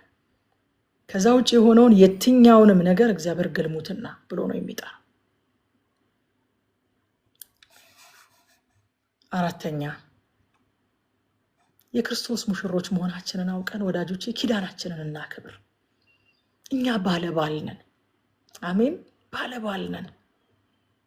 በቃ በጣም ደስ የሚለኝ ቃል አለ። ያ አቤሜሌክ ሳራን የወሰደበት ጊዜ አብርሃም ፈርቶ እህቴ ናት ብሎ አቤሜሌክ በወሰደበት ጊዜ እግዚአብሔር በሌሊት መጣና እንደዚህ ያለው፣ ሴቲቱ ባለባል ናት፣ ከነካሃት የሞት ልጅ ነህ አለው። እኔና እናንተ ባለባል ነን ወዳጆቼ፣ ባለሙሽራ የታጨን በቃ እንደ አንዲት ድንግል ሴት ለክርስቶስ አጭቻችኋለሁኝ አለ ሐዋርያው ጳውሎስ የቆሮንቶስን ሰዎች። ለሱ ከሚሆን ንጽህና እንዳያጎድሉብኝ እንዳያጎድፉብኝ፣ እባብ በተንኮሉ ሔዋንን እንዳሳታት ሐሳቧን እንዳቆሸሸው ለክርስቶስ ከሚሆን ንጽህና ሐሳባችሁን እንዳያቆሹብኝ እፈራለሁ። ለአንዲት ወንድ እንደምትታጭ አንዲት ሴት እኔ ደግሞ ለክርስቶስ አጭቻችኋለሁኝ አለ። ለክርስቶስ የታጨን ሙሽራችንን የምንጠብቅ ንጽህናችንን ኪፕ ማድረግ ያለብን ቀለበት ያደረግን ባለባል ነን እኛ፣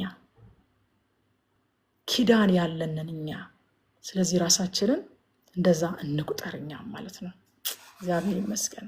ዛሬ ሰዓቱ በጣም ሄድብኝ። ይሄ በጣም ወዶ ቻፕተር ነው።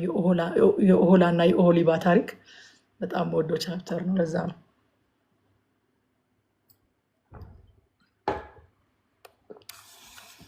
ምዕራፍ 24 ሁለት አይነት ምሳሌዎችን ነው የምናገኘው። ብዙ አይረዝምም እንደቀድሞ ምዕራፍ።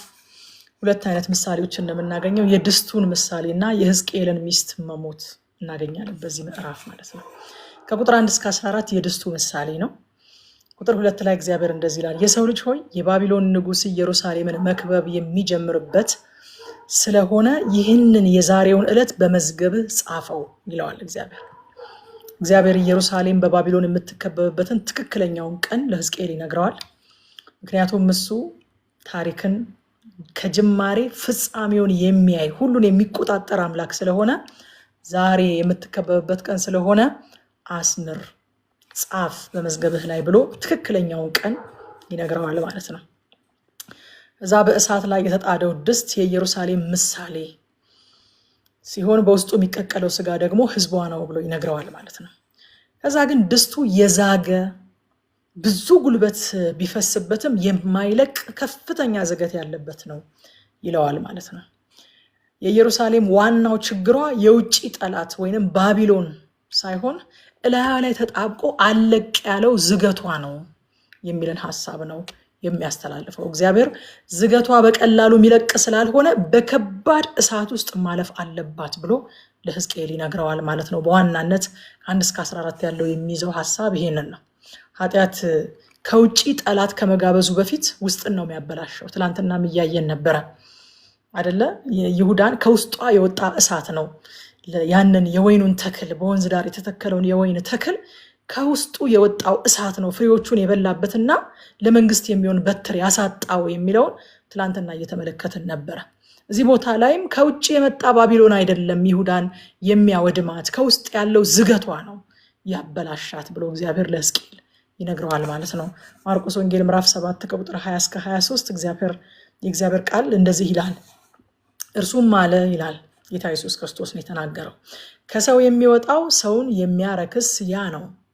ከውስጥ ከሰው ልብ የሚወጣ ክፉ ሐሳብ፣ ዝሙት፣ መስረቅ፣ መግደል፣ ምንዝርነት፣ መጎምጀት፣ ክፋት፣ ተንኮል፣ መዳራት፣ ምቀኝነት፣ ስድብ፣ ትዕቢት፣ ስንፍና ናቸውና ይህ ክፉ ሁሉ ከውስጥ ይወጣል፣ ሰውን ያረክሰዋል። ኢየሩሳሌም ከውስጧ የወጣ ዝገቷ፣ ከውስጧ የወጣ ክፋቷ ነው ያበላሻት ያጠፋት እንጂ ከውጭ የመጣ ባቢሎን አይደለም ያጠፋት ማለት ነው። ጌታም ከውጭ ስለሚወጣ ስለሚገባው ነገር ፈሪሳውያን በጣም ሲጨነቁ፣ እጅን ስለመታጠብ የተለያዩ ስርዓቶችን ስለመፈጸም በጣም ሲጨነቁ፣ እሱ አይደለም ሊያስጨንቃቸው የሚገባው፣ ሰውን የሚያረክሰው እኮ ከውስጡ የሚወጣው ነገር ነው ብሎ የውስጡ ላይ ትኩረት እንዲያደርጉ ሲነግራቸው እናያለን እዚህ ቦታ ላይ ማለት ነው።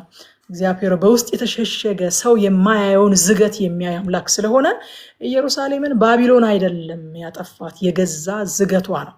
በዚህ እሳት እንድታልፍ እያደረጋት ያለው የባቢሎን ጉልበት የባቢሎን ክፋት ሳይሆን የራሷ ዝገት ነው። አልጠራ ያለ ዝገቷ በብዙ ጉልበት፣ በብዙ ማጠበ፣ በብዙ ማስጠንቀቂያ፣ በብዙ ትንቢት አልጠራ ያለው ዝገቷ ነው በዚህ እሳት ውስጥ እንድታልፍ ያደረጋት ብሎ ይናገራል ማለት ነው።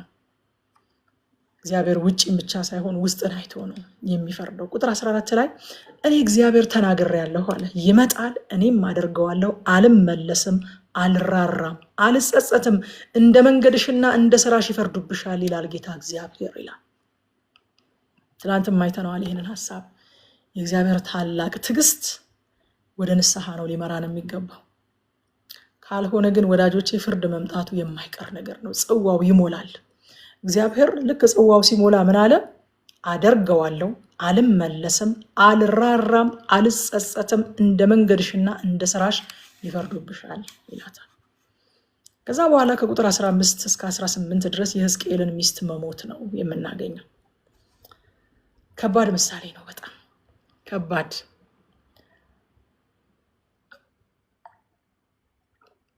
ይህንን ክፍል አጥንቼ ስነሳ ቁጭ ብለን ራት እየበላን ሼር እያደረግኳቸው ነበርና ልጄ ምን አለኝ፣ ዶማሚ በጣም ከባድ ነው ግን ይሄ ምሳሌ አለ። እንዴት አድርጎ ነው ሕዝቅኤል? እኔ በበኩሌ በጣም የሚከብደኝ ነገር ነው ይሄ ምሳሌ አለኝ። ገና ሳያገባ የሚያገባት ሚስቱ አሳዘነችውና ይሄ ምሳሌ በጣም ይከብዳል አለኝ። አይዞህ እግዚአብሔር ሲያምንህ ነው እንዲህ ያለውን ትእዛዝ የሚያዝ ሲያምንብህ ነው፣ እግዚአብሔር ሲተማመንብህ ነው አልኩት። እግዚአብሔር ሕዝቅኤል ላይ ስለተማመነበት፣ እግዚአብሔር ለሰማዕትነት የሚያምናቸውን ያውቃል። እግዚአብሔር ለእንደዚህ አይነት ዋጋ የሚያምንባቸውን ሰዎች ያውቃል። እግዚአብሔር ያዘጋጃቸውን፣ በፊቱ ያደጉትን፣ የጠነከሩትን፣ ሬዲ የሆኑትን እግዚአብሔር ለይቶ ያውቃቸዋል። ግን የሕዝቅኤል ሚስት መሞት አስደናቂ ምሳሌ ነው። ቁጥር 16 ላይ እግዚአብሔር እንደዚህ አለው፣ የሰው ልጅ ሆይ አለው፣ አዲሱ ትርጉም፣ የምትወዳትና የዓይንህ መደሰቻ የሆነችው ሚስት ተቀስፋ በድንገት ትሞትብሃለች። በዚህም አትዘን፣ እንባህንም በማፍሰስ አታልቅስ ይለዋል እግዚአብሔር። ከዛ እንትን አይደለም፣ ተምሳሌታዊ አይደለም፣ ሚስቱ በነጋታው ሞተች ይላል። በነጋታው ሞተች እና ከሚስቱ ሞት በላይ ደግሞ የሚከብደው ማዘን እንደሚገባው እንዳያዝን ታዟል። እንዳታለቅስ፣ እንደው ደበቅ አድርጎ አፉን ሸፈን አድርጎ እንዳያለቅስ እንኳን እንዳትሸፍን፣ በመጎናጸፊያ አፍህን እንዳትሸፍን፣ ሲያዝኑ የሚያደርጓቸውን ነገሮች ጫማ ማውለቅ፣ ጥምጥም መፍታት እንዳታደርግ፣ ኖርማል ሆነ በፊታቸው ቁጭ በል። ሚስቱ ሞታበታለች።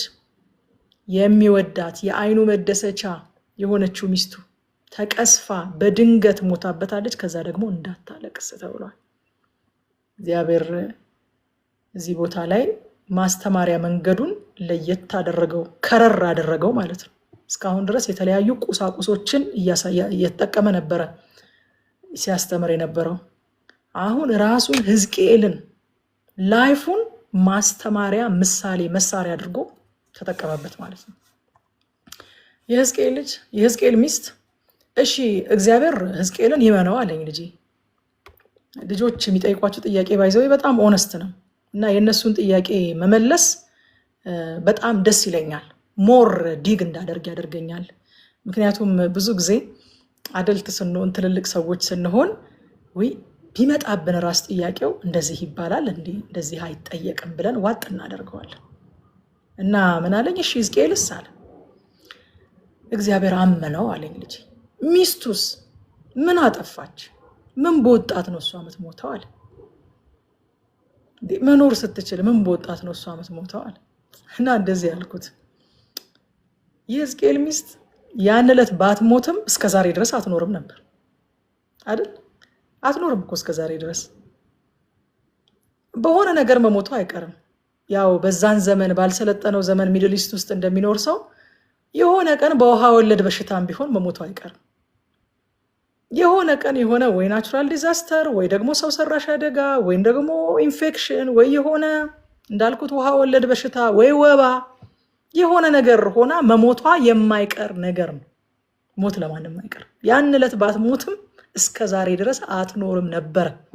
በ90 ይሁን በ120 ይሁን በ130 ዓመቷ በወባም ይሁን በውሃ ወለድ በሽታ መሞቷ የማይቀር ነገር ነበረ አልኩት።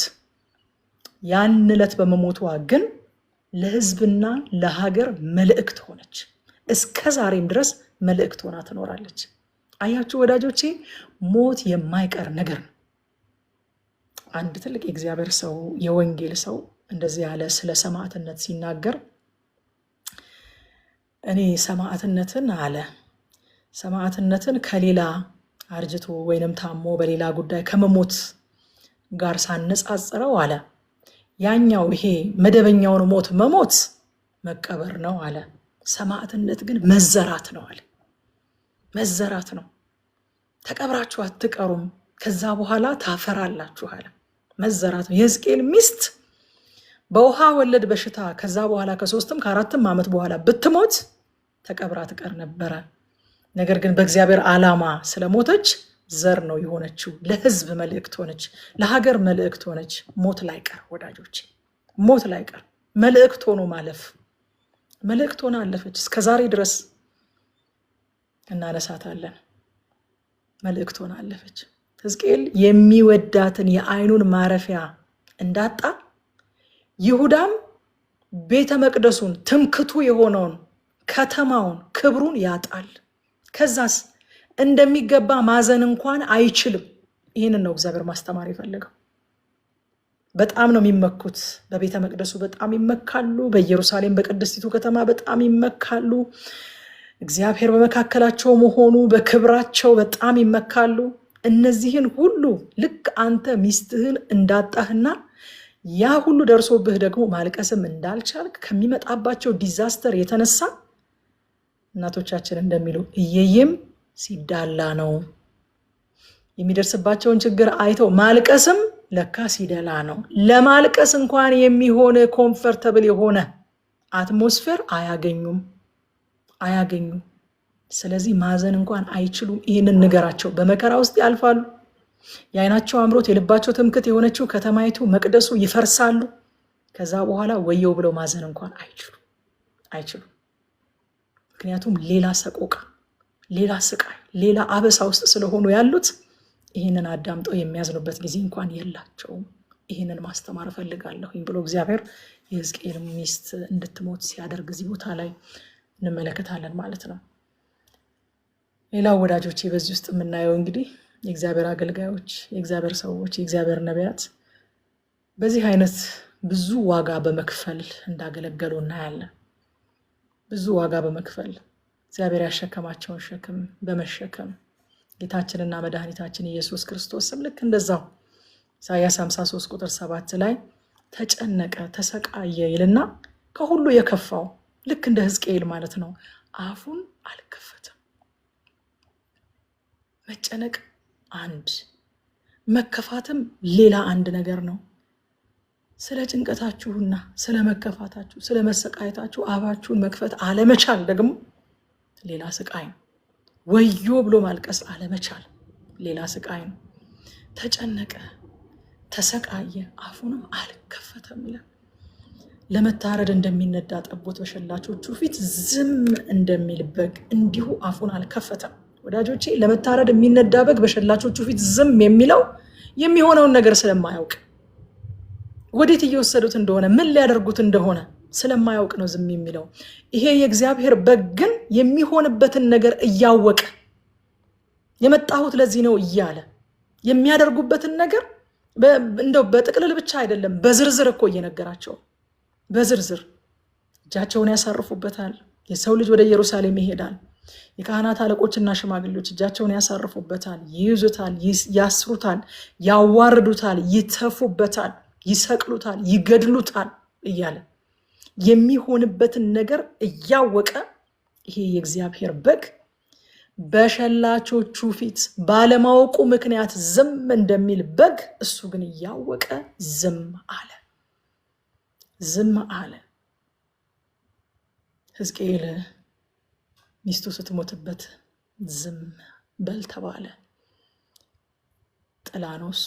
ኢየሱስ ክርስቶስ የኔና የእናንተን ኃጢአት ተሸክሞ ተጨነቀ፣ ተሰቃየ፣ አፉን አልከፈተም። ለመታረድ እንደሚነዳ ጠቦት በሸላቾቹ ፊት ዝም አለ፣ አፉን አልከፈተም ይላል።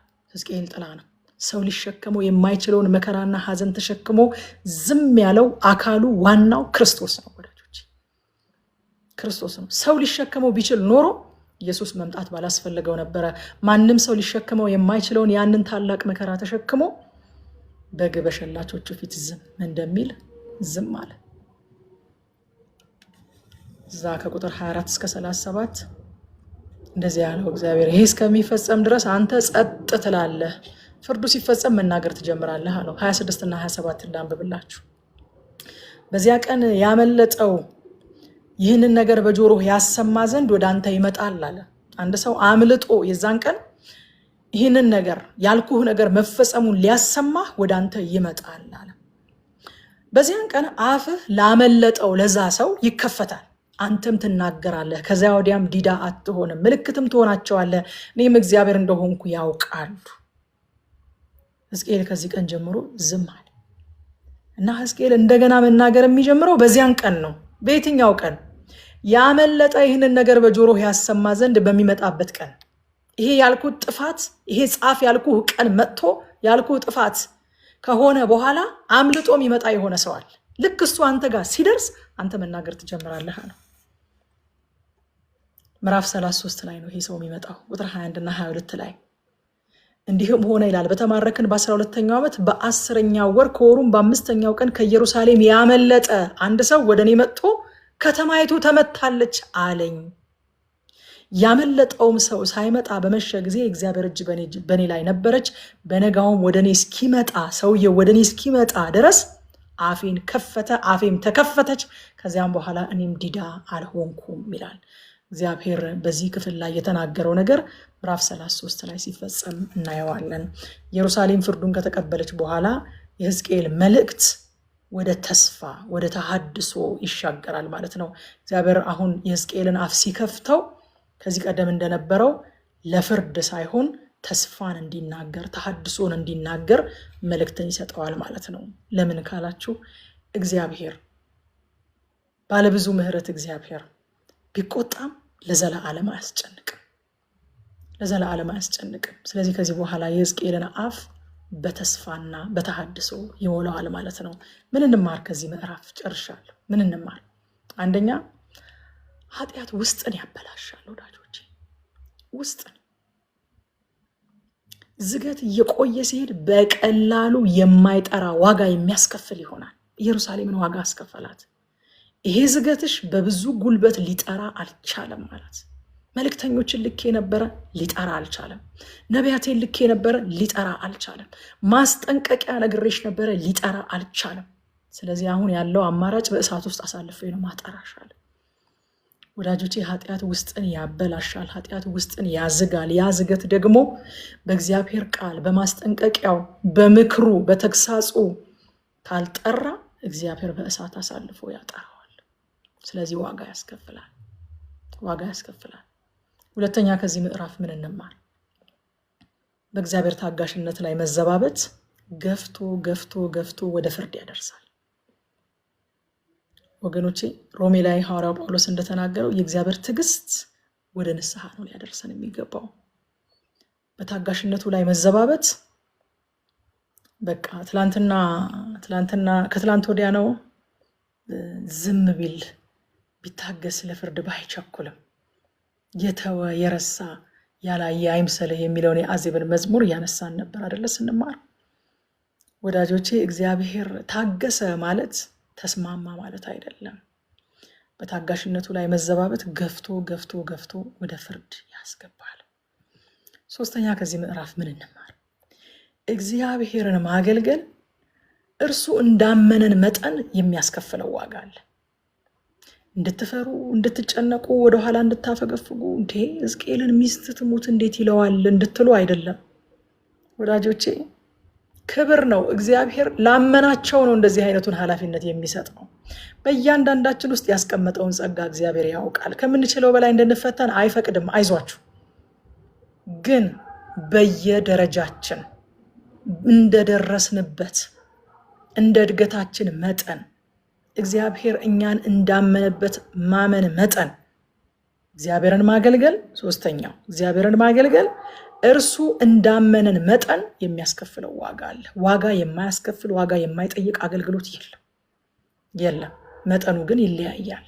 ሕዝቅኤልን የጠየቀውን እኔን አይጠይቀኝ ይሆናል። እግዚአብሔር እኔ የምችለውን ያውቃል። እግዚአብሔር በእኔ ውስጥ ያስቀመጠውን ጸጋ ያውቃል። ለሰማዕትነት የሚሆን ጸጋ በውስጣችሁ ሳያስቀምጥ ሰማዕትነትን ከእናንተ አይጠይቅም እግዚአብሔር። አይዟችሁ፣ የሰጠውን ነው እግዚአብሔር የሚጠይቀው። ልክ እንደዛ ሀኬተኛ ባሪያ አንሆንበትም እኛ።